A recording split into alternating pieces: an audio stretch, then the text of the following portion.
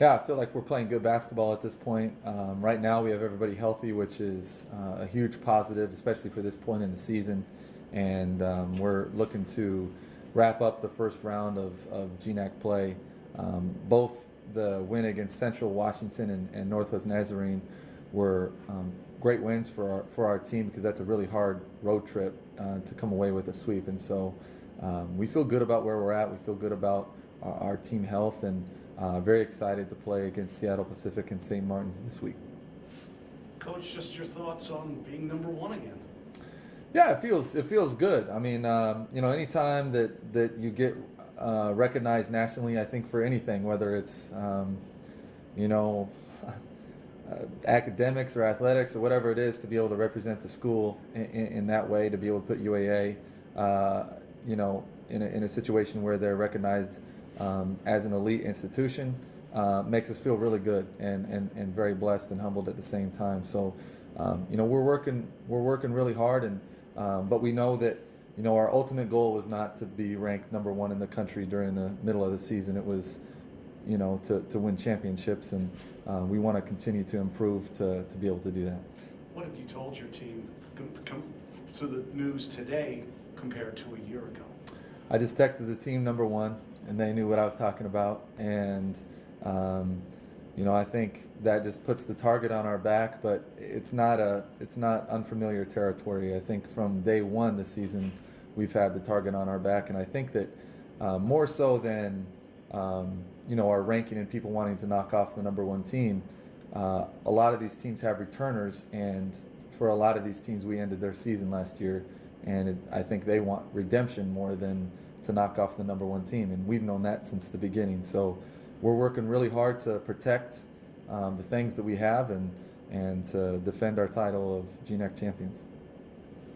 Keiahnna, how about just your take on being number one? This is the first time being for me, so it's really blessed to be here, and it's exciting. Coach said that you guys need to still continue to improve. Can you talk more specifically, what areas of improvement you do see for this team? I would say our energy, just because we are an older team, so sometimes we do get tired and stuff.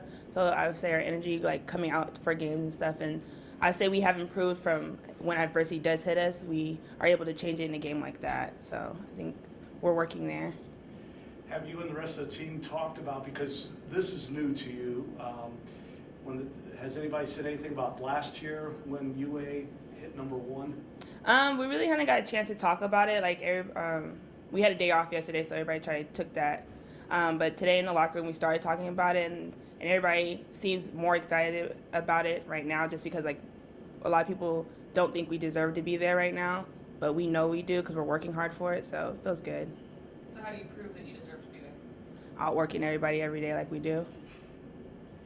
Looking more specifically, Falcons and Saints this week, what are your expectations for these meetings? I believe they're both good competition, two good teams who are looking to compete really hard against us. So I think we just got to prepare and practice today and come out enthused and work hard. And if we can just move the mics back over to Coach. I know I've got one more question, Coach. Yeah. Just comparing this to, because it's almost been a year to the day where you became number one last year.